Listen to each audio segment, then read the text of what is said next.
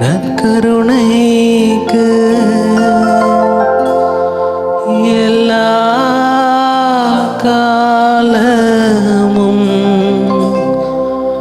ஆராதனையும் புகழும் ஆட்சியும் உண்டாக கடவுளே. நிலையான புகழுக்குரிய தூய்மை மிகு நற்கருணைக்கு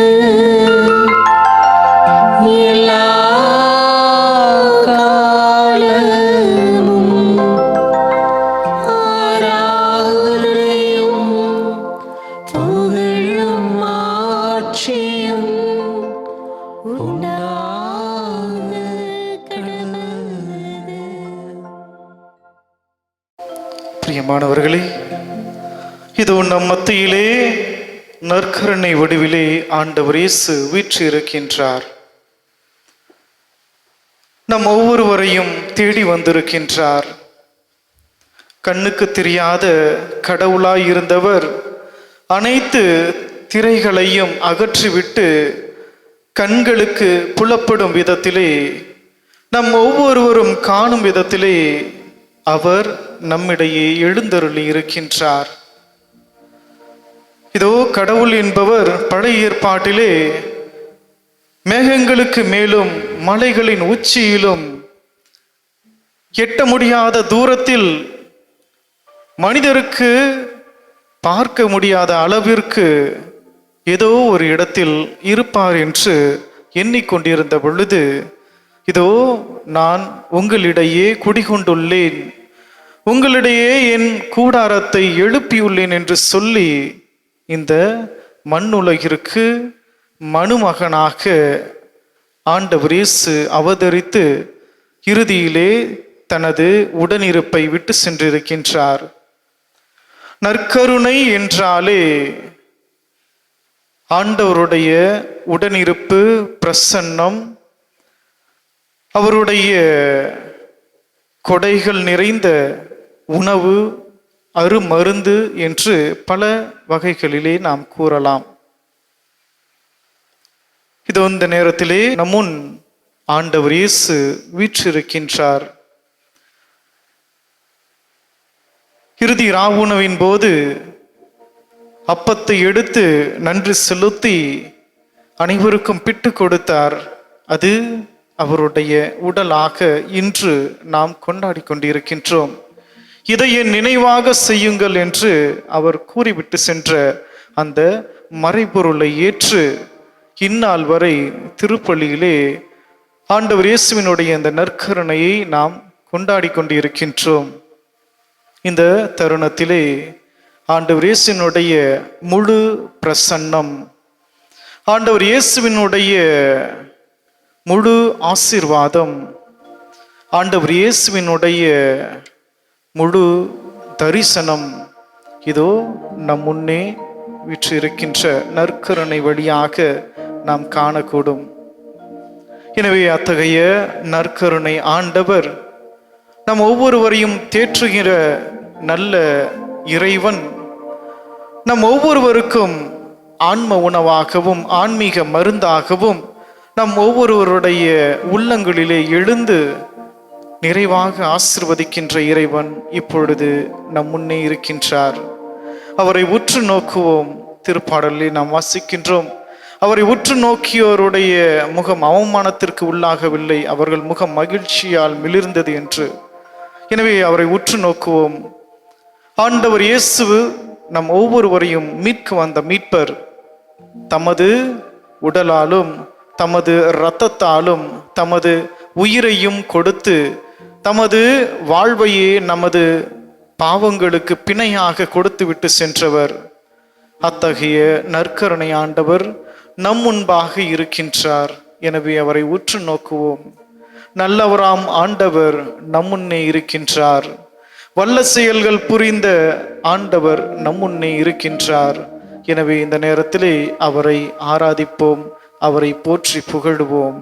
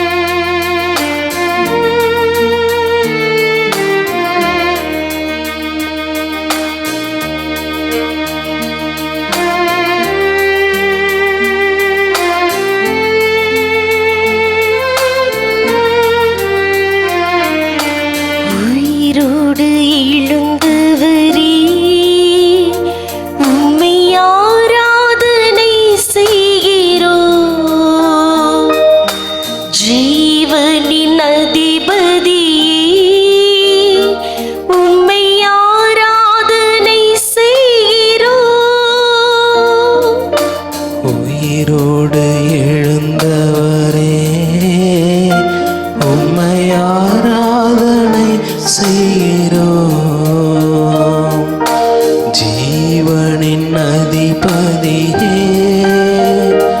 உம்மை ஆராதனை செய்கிறோம்.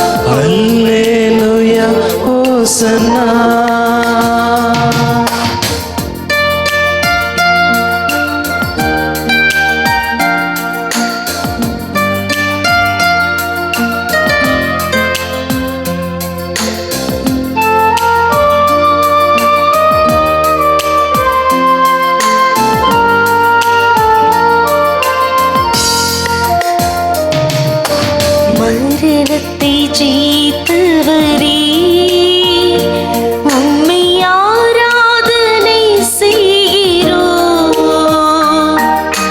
பாதாளம் வென்றவரே உம்மை ஆராதனை செய்கிறோம். மரணத்தை ஜெயித்தவரே உம்மை ஆராதனை செய்கிறோம். பாதாளம் வென்றவரே உம்மை ஆராதனை செய்கிறோம்.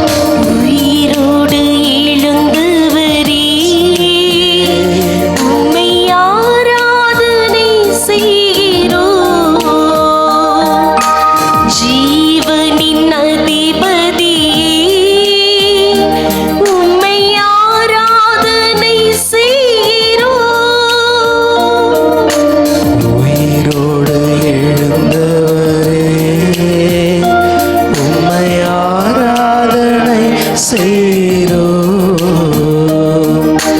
ஜீவனின் அதிபதியே உம்மை ஆராதனை செய்கிறோம். கரங்களை உயர்த்தி அல்லேலூயா ஓசன்னா அல்லேலூயா ஓசன்னா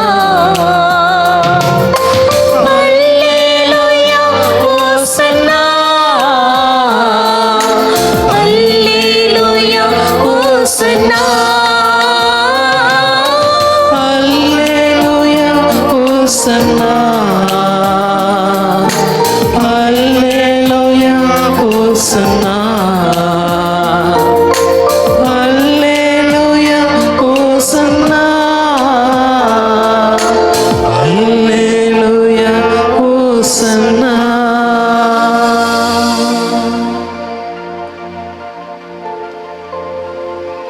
Praise the Lord. Praise the Lord. Praise the Lord. Praise the Lord. இயேசுவே உம்மை போற்றுகிறோம். இயேசுவே உம்மை போற்றுகிறோம். இயேசுவே உம்மை வாழ்த்துகிறோம். இயேசுவே உம்மை வாழ்த்துகிறோம். இயேசுவே உம்மை ஆராதிக்கின்றோம். இயேசுவே உம்மை ஆராதிக்கிறோம். வல்லவரே உம்மை போற்றுகிறோம். வல்லவரே உம்மை போற்றுகிறோம். நல்லவரே உம்மை போற்றுகிறோம். நல்லவரே உம்மை போற்றுகிறோம். இதோ இந்த நேரத்திலே ஆண்டவர் இயேசு நம் ஒவ்வொருவரையும் தேடி வந்திருக்கின்றார். நம் ஒவ்வொருவரையும் மீட்க வந்திருக்கிறார். நம் ஒவ்வொருவரையும் பார்க்க வந்திருக்கிறார். நம் ஒவ்வொருவருடைய ஏக்கங்களையும் நம் ஒவ்வொருவருடைய குற்றங்களையும் எண்ணங்களையும் கேட்க வந்திருக்கிறார். இதோ நம்மை படைத்த இறைவன் நற்கருணை வடிவிலே நம் முன்னே வீற்றிருக்கிறார். இந்த தவக்காலத்தில் இருக்கக்கூடிய நாம் மனம் மாறி வர வேண்டும். இதோ நமது வாழ்க்கையை திரும்பி பார்க்க வேண்டும். ஆண்டவரிடம் திரும்பி வர வேண்டும். அதை தான் நாம் சிந்திக்க இருக்கிறோம். திரும்பி பார், திருந்தி வா. நாம் எத்தகைய பாவிகளாய் இருந்தாலும், எப்பேற்பட்ட கொடிய எண்ணம் கொண்டவர்களாக இருந்தாலும் மன்னிக்க ஆண்டவர் தயாராக இருக்கிறார். சிலுவை மரத்தில் தொங்கும் போது கூட தம்மை சித்திரவதை செய்து சிலுவையில் அறைந்த மனிதர்களை மன்னித்த இறைவன் நம்மையும் மன்னிக்க தயாராக இருக்கிறார். ஆனால் நமது செயல் திரும்பி வர வேண்டும். மனம் வருந்தி மனம் திருந்தி ஆண்டவரிடம் வருகிற பொழுது ஆண்டவர் நமக்கு நலமானதை செய்வார். எனவே இந்த நேரத்திலே ஆண்டவரிடம் நம்மை முழுமையாக ஒப்பு கொடுப்போம்.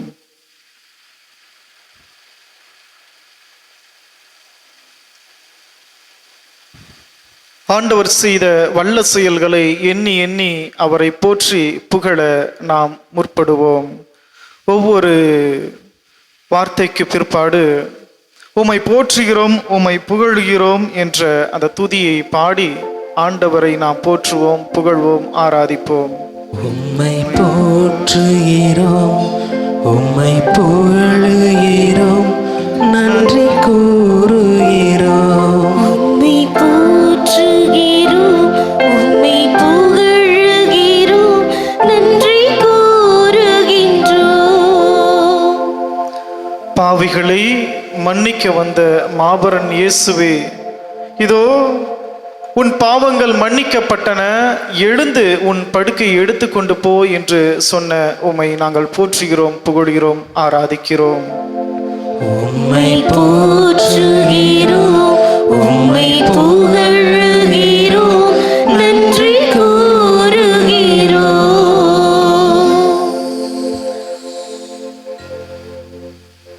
நோயினால் பீடிக்கப்பட்டவர்களுக்கு சுகமளித்த இறைவா, இதோ பாவம் செய்து பல வகையான நோய்களுக்கு உள்ளாகியவர்களை நீர் குணப்படுத்தினீர்.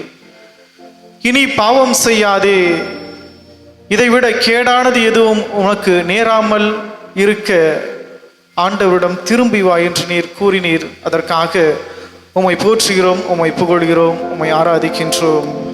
உம்மை போற்றுகிறோம், உம்மை புகழுகிறோம், நன்றி கூறுகிறோம். நம்பிக்கையை மட்டும் தளர விடாதே என்று யாயிருக்கு நீர் சொன்னீர்.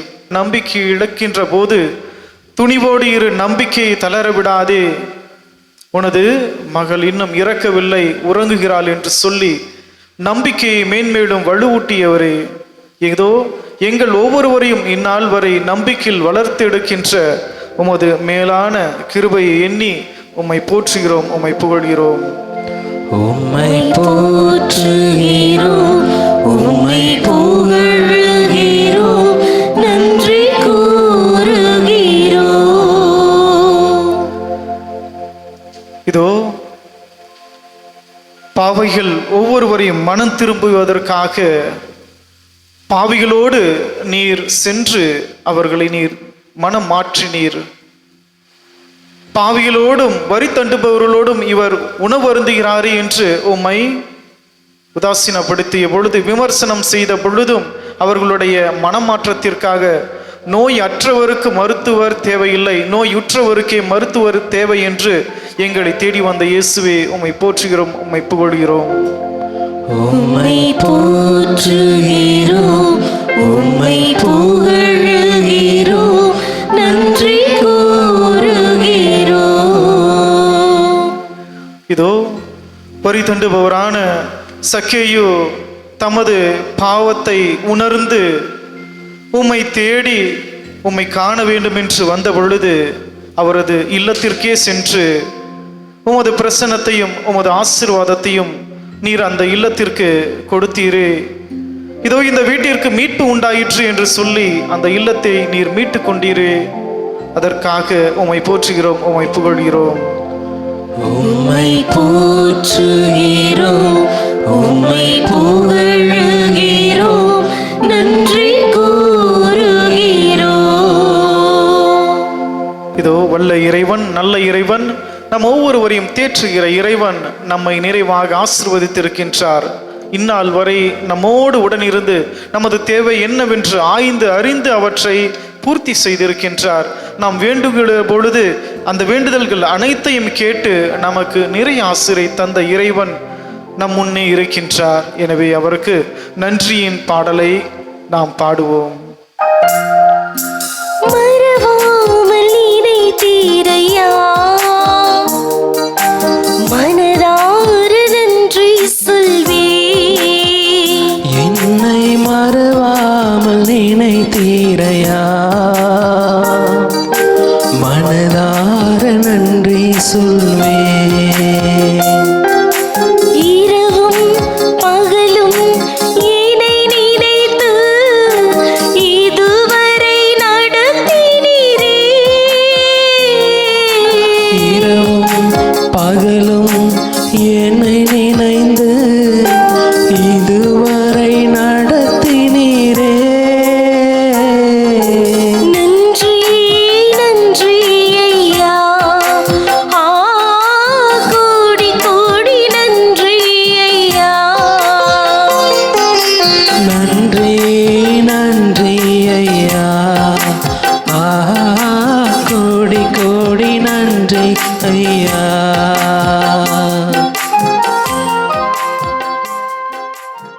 ஆண்டவர் உங்களோடு இருப்பாராக. உம் ஆன்மாவோடும் இருப்பாராக. லூக்கா எழுதிய தூய நற்செய்தியிலிருந்து வாசகம். ஆண்டவரே, மாட்சி உமக்கே. அதிகாரம் 19, இறை வசனங்கள் 1 முதல் 10 முடிய. இயேசு எரிகோவுக்கு சென்று அந்நகர் வழியே போய்க் கொண்டிருந்தார். அங்கு சக்கேயு என்னும் பெயருடைய செல்வர் ஒருவர் இருந்தார். அவர் வரி தண்டுபவருக்கு தலைவர். இயேசு யார் என்று அவர் பார்க்க விரும்பினார். மக்கள் திரளாய் கூடியிருந்ததால் அவரை பார்க்க முடியவில்லை. ஏனெனில் சக்கேயு குட்டையாயிருந்தார். அவர் முன்னே ஓடி போய் அவரை பார்ப்பதற்காக ஒரு காட்டு அத்தி மரத்தில் ஏறிக்கொண்டார். இயேசு அவ்வழியேதான் வரவிருந்தார். இயேசு அந்த இடத்திற்கு வந்தவுடன் அன்னார்ந்து பார்த்து அவரிடம், சக்கேயு, விரைவாய் இறங்கி வாரும், இன்று உமது வீட்டில் நான் தங்க வேண்டும் என்றார்.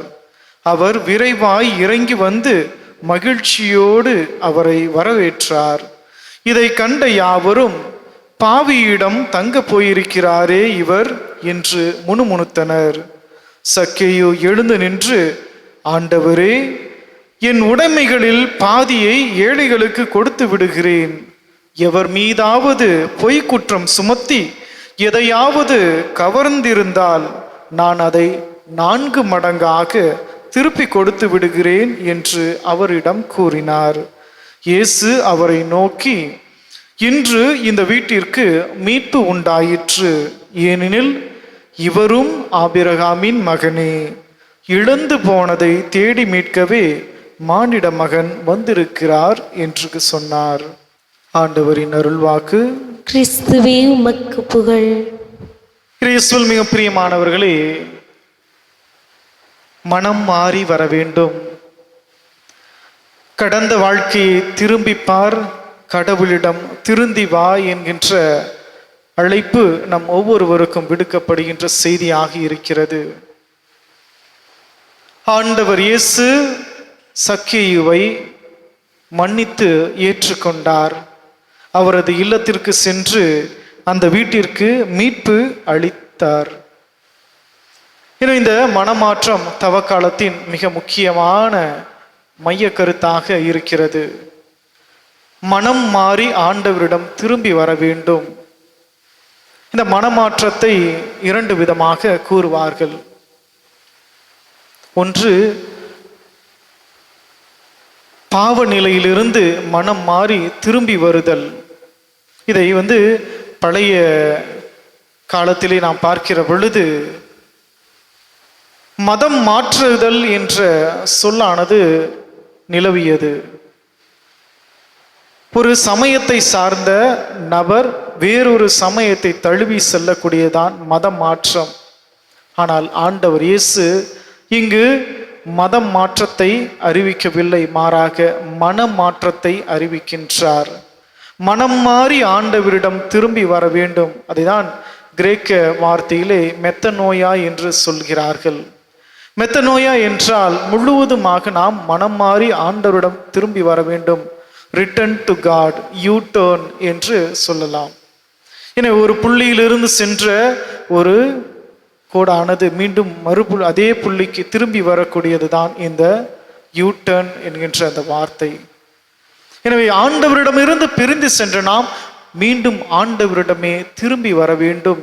நமது பாவ வாழ்வை விட்டு பரிசுத்த வாழ்வை நோக்கி நாம் வர வேண்டும்.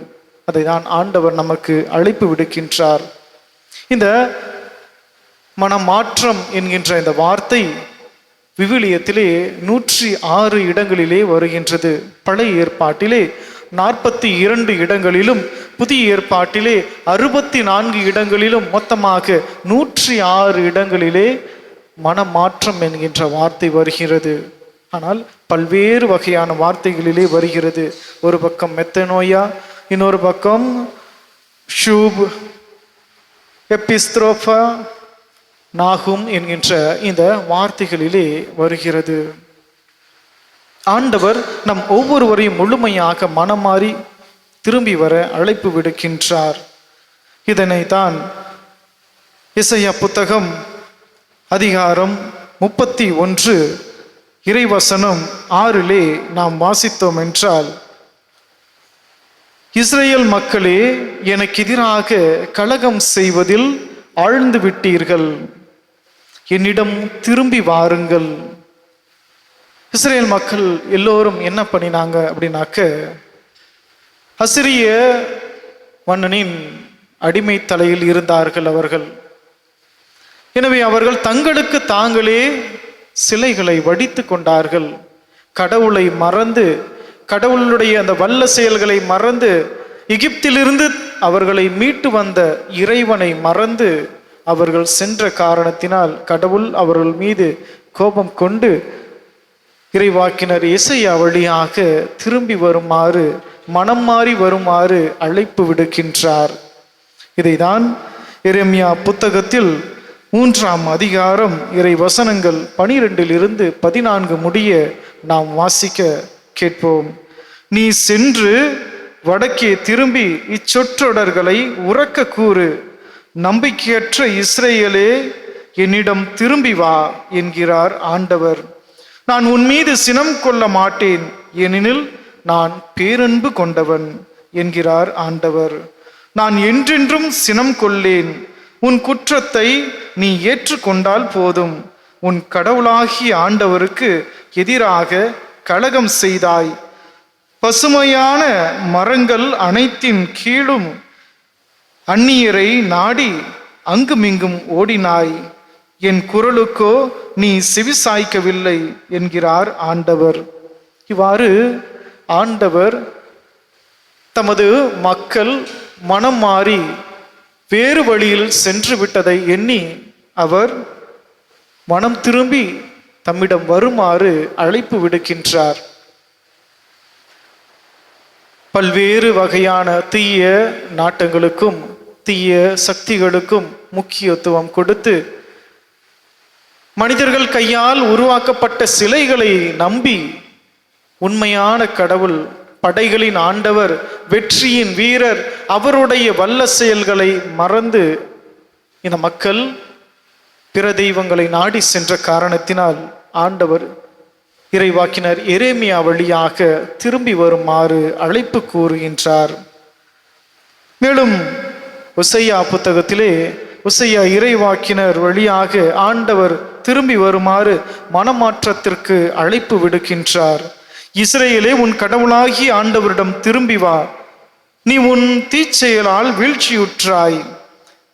இம்மொழிகளை ஏந்தி ஆண்டவரிடம் திரும்பி வந்து இவ்வாறு சொல்லுங்கள். தீவினை அனைத்தையும் அகற்றியருளும், நன்மையானதை ஏற்றுக்கொள்ளும். நாங்கள் எங்கள் வாய்மொழியாம் கனிகளை உமக்கு அளிப்போம். அசிரியர் எங்களை விட்டு வைக்க மாட்டார்கள். குதிரை மேல் நாங்கள் ஏற மாட்டோம்.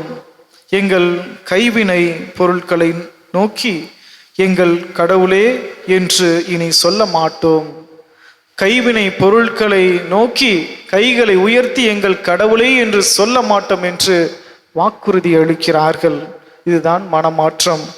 கடவுளிடம் திரும்பி வர வேண்டும். அவ்வாறு திரும்பி வருகிற பொழுது அவருடைய ஆசிர் எப்படிப்பட்டதாக இருக்கிறது? நான் இஸ்ரேலுக்கு பனி போல் இருப்பேன். அவன் லீலி போல் மலருவான். லெபனோனின் மரம் போல் வேரூன்றி நிற்பான். அவனுடைய கிளைகள் விரிந்து பரவும். அவன் ஒளிவ மரம் போல் இருக்கும். லெபனோனை போல் அவன் நறுமணம் பரப்புவான். கடவுளுடைய இந்த ஆசிர்வாதம் பாருங்க. மனம் மாறி திரும்பி வருகிற பொழுது அவருடைய அந்த ஆசிர்வாதம், அவருடைய அரவணைப்பு பனி போல, நறுமணம் வீசக்கூடிய லீலி மலரை போல ஆண்டவருடைய ஆசிர்வாதம் நிரம்ப நமக்கு கிடைக்கிறது. எனவே ஆண்டவரிடம் திரும்பி வருவோம்.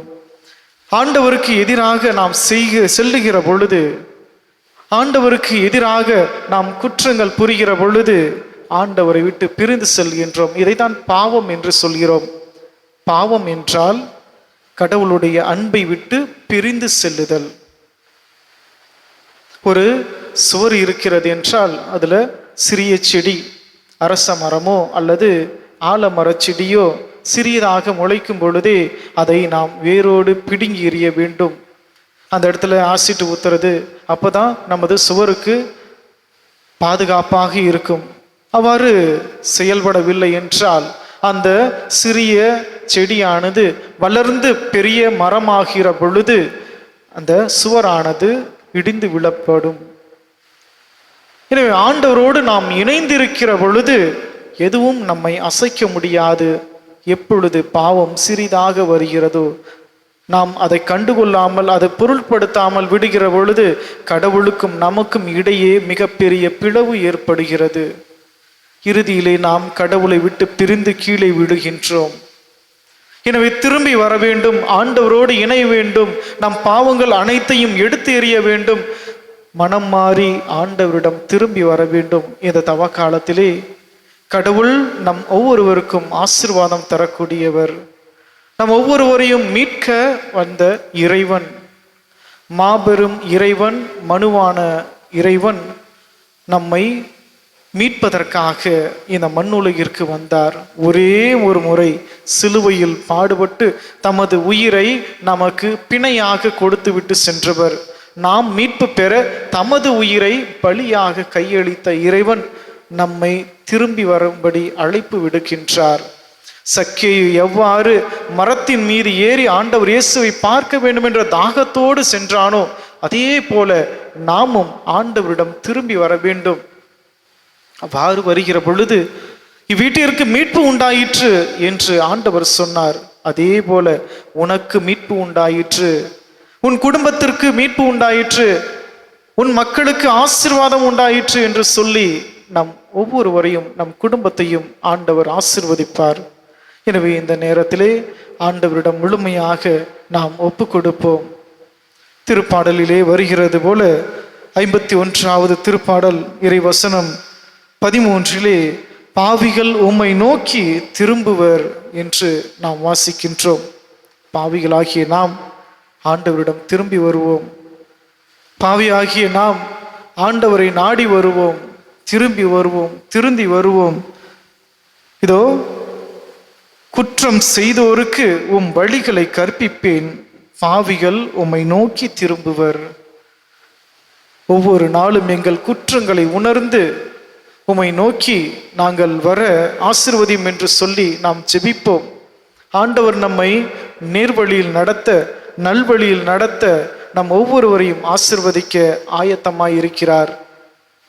நாம் முற்படுவோம், முன் வருவோம், மன்னிப்பை பெற நம் பாவங்களை ஏற்றுக்கொள்வோம், மனம் திரும்புவோம், திரும்பி ஆண்டவரிடம் வருவோம், ஆண்டவருடைய ஆசீரை பெறுவோம்.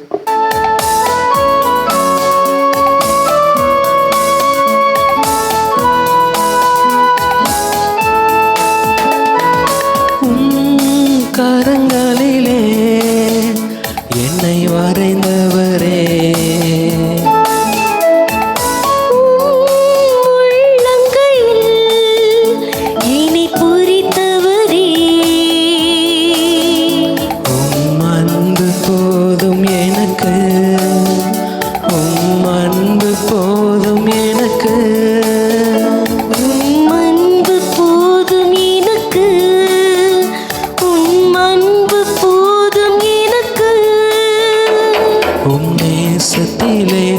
நான் மகிழ்கின்றேன், உம் அரவணைப்பில் நிறைவடைகின்றேன். உம் நேசத்திலே நான் மகிழ்கின்றேன், உம் அரவணைப்பில் நிறைவடைகின்றேன். உம் கரங்களிலே என்னை வரைந்தவரே,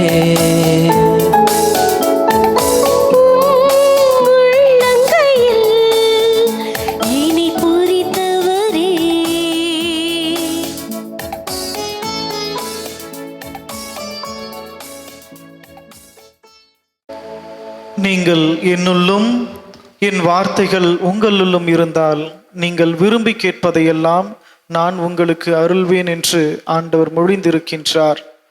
இதோ நம்மளுடைய இந்த மனமாற்றத்தையும் ஆண்டவரிடம் திரும்பி வர வேண்டியும் நமது பங்கையும் ஆண்டவரிடம் திரும்பி வர வேண்டுமாயும் நிறைவாக ஆசிரை பெற வேண்டுமாயும் ஆண்டவரிடம் நமது விண்ணப்பங்களை எழுப்புவோம். ஞானத்தின் ஊற்றே இறைவா, நீர் கொடைகளாக கொடுத்துள்ள திருத்தந்தை, ஆயர்கள், குருக்கள், துறவிகள் இன்றைய சவால்கள் நிறைந்த உலகின் நடுவே தொடர்ந்து ஒலித்து கொண்டிருக்கும் உமது அழைப்பை சரியான முறையில் அடையாளம் கண்டு நீர் அவர்களிடம் ஒப்படைத்துள்ள இறை மக்களை நிறை உண்மையை நோக்கி வழிநடத்தி செயல்படவும் உமது திருவுளம் நிறைவேற்றுவதில் அவர்கள் மகிழ்ச்சி அடையவும் அருள் தர வேண்டுமென்று இறைவாமை மன்றாடுகிறோம். ஆண்டவரே, எங்கள் மன்றாட்டை கேட்டருளும். நல் ஆயனே எம் இறைவா, இன்றைய உலகில் நிலவும் இளையோருக்கு எதிராக எழுப்பப்படும் கலாச்சார சீர்கேடுகள், மாய கவர்ச்சிகள், பாலியல் வன்முறைகள் இவை அனைத்திலிருந்து எம் இளையோரை பாதுகாத்து உம் பாடுகள், மரணம், உயிர்ப்பு இவற்றின் மறைபொருளை அறிந்து நற்செய்தியின் தூதுவர்களாக வாழ வரமருள வேண்டுமென்று இறைவா உம்மை மன்றாடுகின்றோம். ஆண்டவரே எங்கள் மன்றாட்டை கேட்டருளும். இயேசுவை பின் செல்லும் மக்களாகிய நாங்கள் வாழ்வில் நேரிடும் துன்ப துயரங்கள், சோதனைகள் எமது லட்சிய வாழ்வை திசை மாற்றிடும் என்பதை உணர்ந்தவர்களாய் மன உறுதியுடன் செயல்படவும், எம்மையே நாங்கள் சுய ஆய்வு செய்து எமது பழைய வாழ்விலிருந்து உருமாறி புது வாழ்வு பெற்றிடவும் இறைவா உம்மை மன்றாடுகின்றோம். ஆண்டவரே எங்கள் மன்றாட்டை கேட்டருளும். புத்துயிர் கொடுப்பவராம் இறைவா, தங்கள் மீட்புக்காக உம்மை நோக்கி கூக்குரல் எழுப்பவும், உமது அருளின் உயிரை பெற்றவர்களாய் கிறிஸ்துவின் மரணம், உயிர்ப்பு ஆகியவை வழியாக நீரளிக்கும் மீட்பை சுவைத்து மகிழவும் துணை புரிய வேண்டுமென்று இறைவா உம்மை மன்றாடுகிறோம். ஆண்டவரே எங்கள் மன்றாட்டை கேட்டருளும். இதுவே தகுந்த காலம், இன்றே மீட்பு நாள். எனவே இந்த நேரத்திலே நாம் மீட்பு பெறவும், ஆண்டவரிடம் திரும்பி வரவும், இறைவனுடைய அருளையும் ஆசிரையும் நிரம்ப பெறவும் நாம் எழுப்பியுள்ள இந்த வேண்டுதல்கள் அனைத்தையும் ஆண்டவரிடம் முழுமையாக ஒப்புக் கொடுப்போம். வல்ல இறைவன், நல்ல இறைவன் தமது திருமகன் வழியாக நமக்கு பெற்று ஆசிரை தந்து காத்தருளுமாறு இதோ இந்த நேரத்திலே நாங்கள் வேண்டுகின்றோம். எங்கள் ஜெபம் கேளும் நல்ல தகப்பனே. ஆமென். ஆமென்.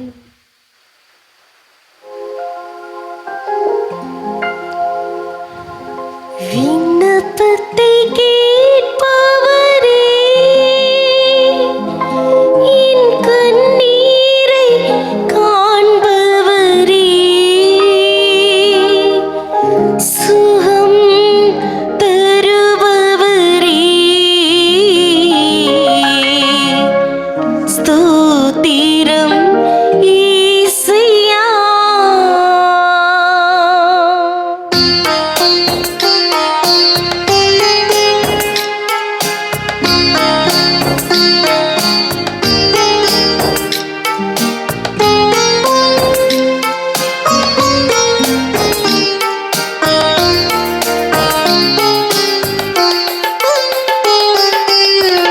விண்ணப்பத்தை கேட்பவரே, என் கண்ணீரை காண்பவரே,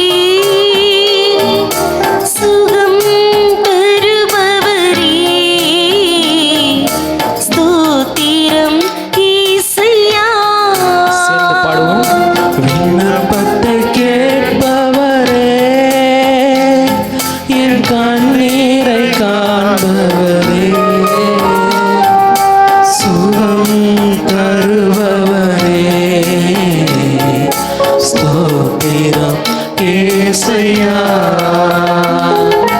உம்மால் கூடும், எல்லாம் கூடும், ஒரு வார்த்தை சொன்னால் போதும்.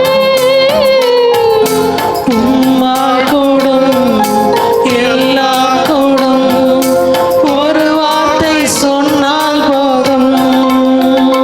ஐயா, ஒரு வார்த்தை சொன்னால் போதும். ஐயா, ஒரு வார்த்தை சொன்னால் போதும்.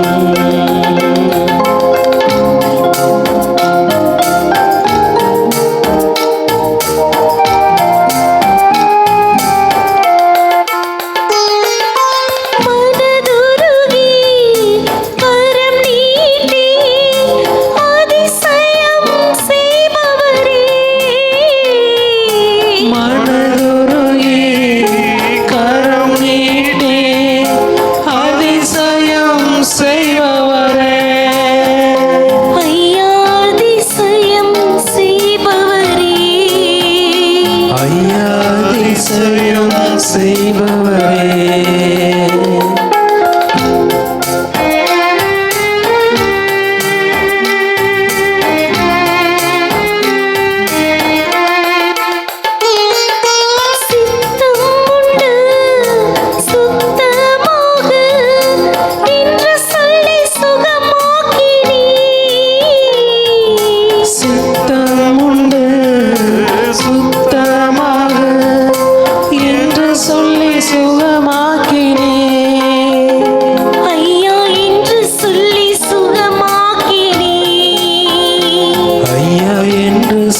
சுகமாக்கினே. விண்ணப்பத்தை கேட்பவரே, என் கண்ணீரை காண்பவரே, சுகம் தருபவரே, ஸ்தோத்திரம் ஏசையா.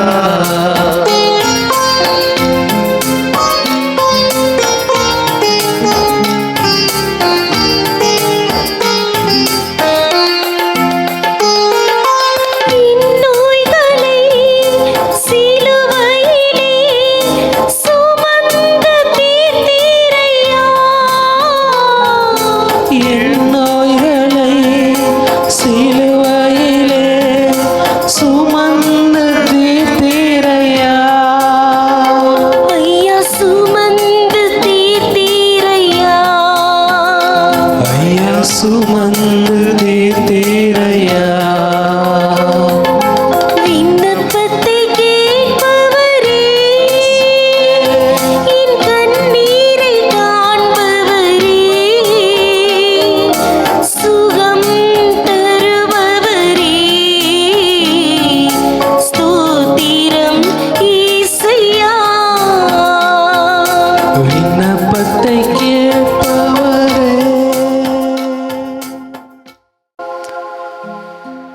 நம்ம ஒவ்வொருவருடைய விண்ணப்பத்தை கேட்ட இறைவன் இது இந்த நேரத்திலே நம் ஒவ்வொருவரையும் ஆசிர்வதித்து தேற்றி அருள இருக்கின்றார்.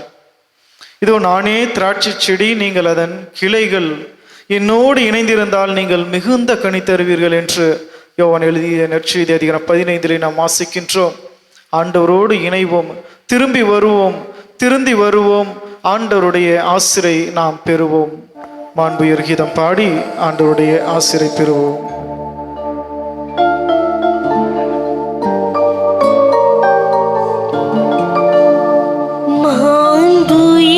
மாண்புயரியவருள் அடையாளத்தை தாழ்ந்து பணிந்து ஆராதிப்போம். பழைய நியம முறைகள் அனைத்தும் இனி மறைந்து முடிவு பெறுக. புதிய நியம முறைகள் வருக. புலன்களாலே மனிதர் இதனை அறிய இயலா.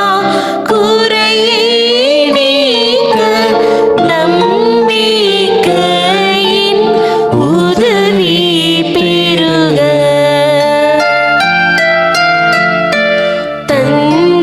தந்தையவர்க்கும் மகனவர்க்கும் புகழ்ச்சியோடு வெற்றியார்க்கும் மீட்பின் பெருமை மாட்சிமையோடு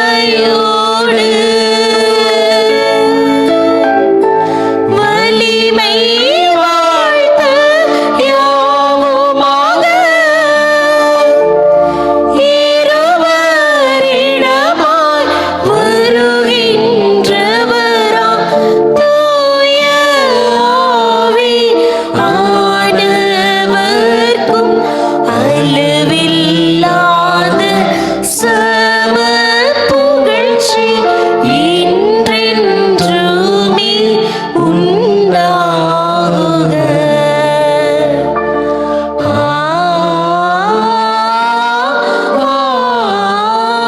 ஆமென். மன்றாடுவோமாக. இறைவா, இந்த வியப்புக்குரிய அருள் அடையாளத்திலே உம்முடைய பாடுகளின் நினைவை எங்களுக்கு விட்டு சென்றீர்.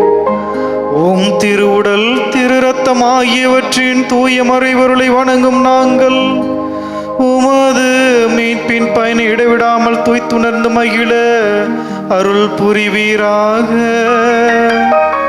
தந்தையாகிய இறைவனின் அருளும் தூய ஆவியாரின் ஒன்றிப்பில் இறைவனாய் என்றென்றும் வாழ்ந்து ஆட்சி செய்கின்ற எங்கள் ஆண்டவரே, உம்மை மன்றாடுகின்றோம்.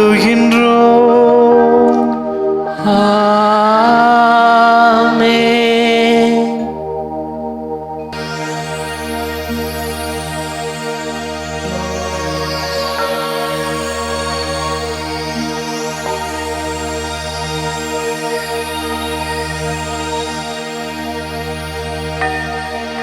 ஆ